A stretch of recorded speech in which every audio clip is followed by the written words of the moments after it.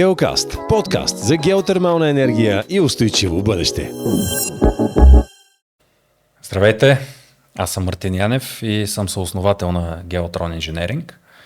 В момента сте пред нашия нов канал Геокаст или подкаста ни, който създадахме с цел да предизвика интерес в областта на геотермията, да разкажем много интересни нови неща за бъдещето на сградите, за енергийната ефективност, за новите технологии и за това как ще се развиват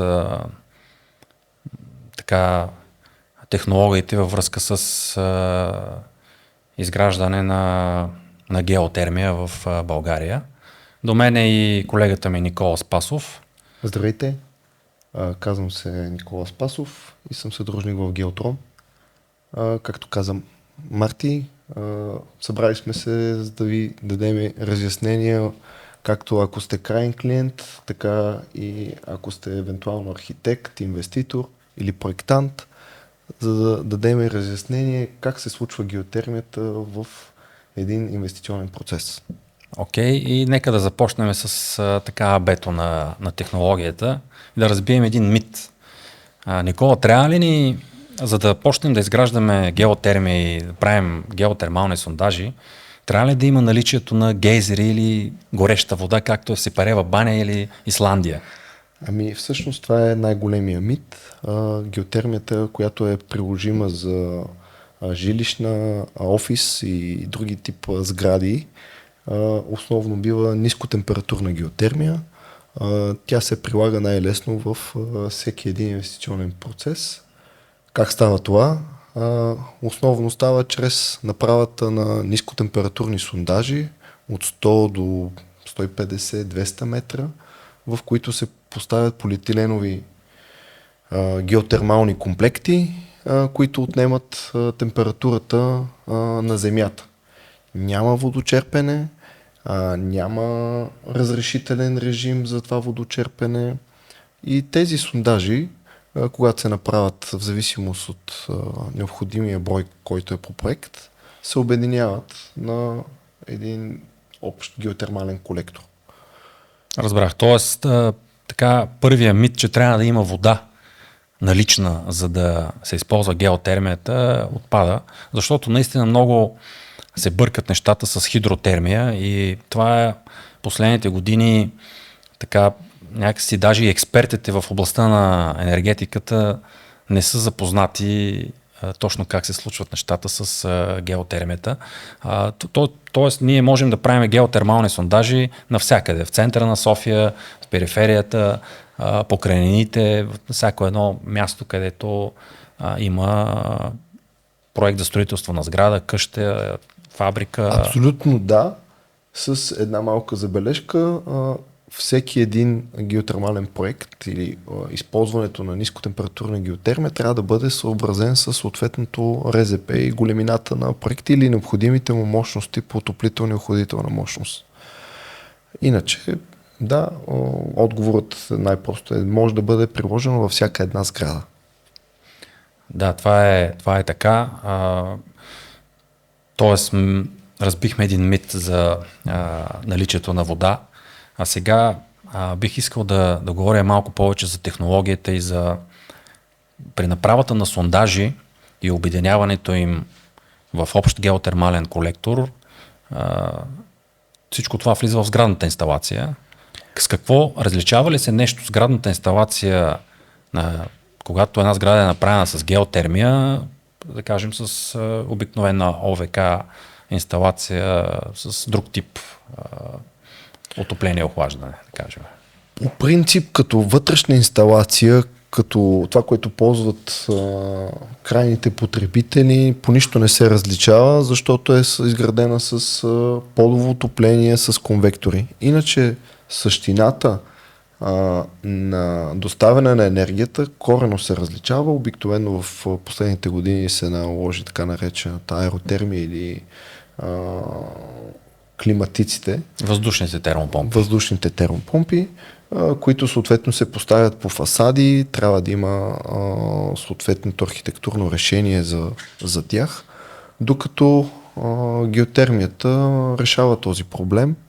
Няма нищо по фасадите, няма нищо по покривите и в зависимост от това каква геотермия, сега ще разкажем малко повече за това, съответно много по-елегантно се правят инсталациите. Аз искам да се върнем още в самото начало на сондажите, защото много хора ме питат: добре, те сондажи вие ги правите, това не може ли се запуши и да стане нещо?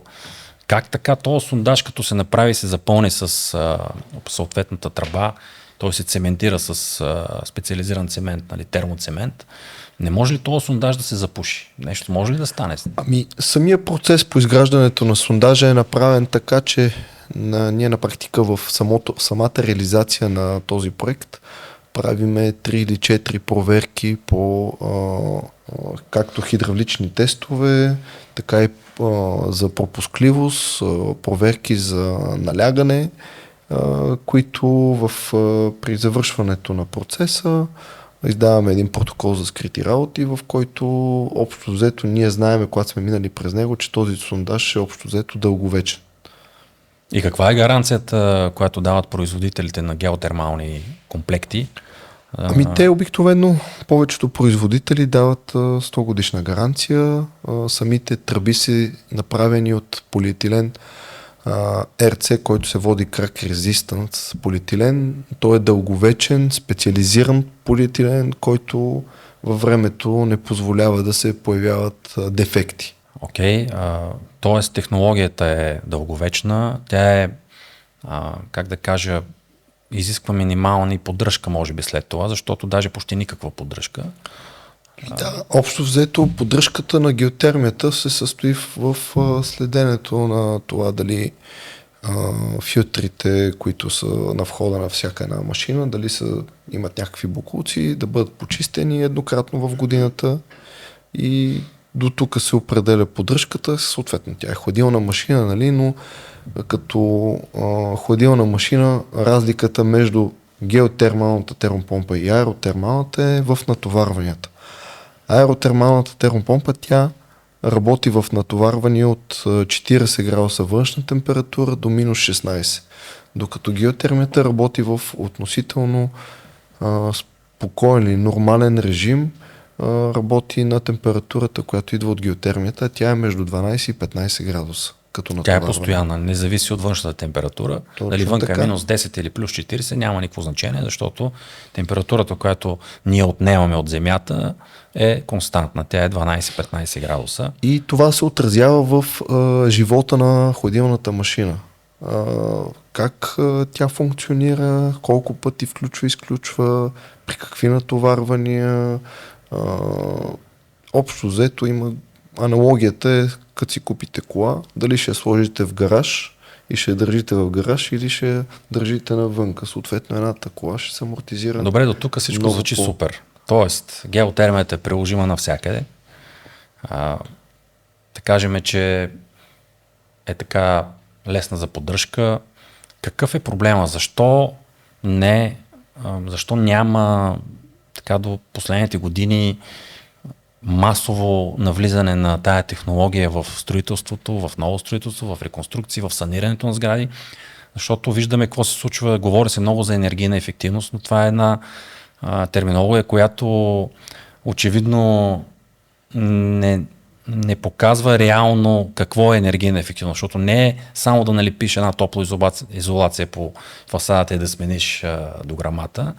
Основното на енергийната ефективност е източникът и на отопление и охлаждане. Проблемите, Марти, както виждаме, са основно два. Единият проблем е незнанието, липсата на информация, как се реализира един инвестиционен процес на база геотермия от самото и страх, може би, от всички, че това е нещо ново. Страхът е свързан с незнание. То е страшно, то ще се запуши, то ще стане. Страхът идва от незнание.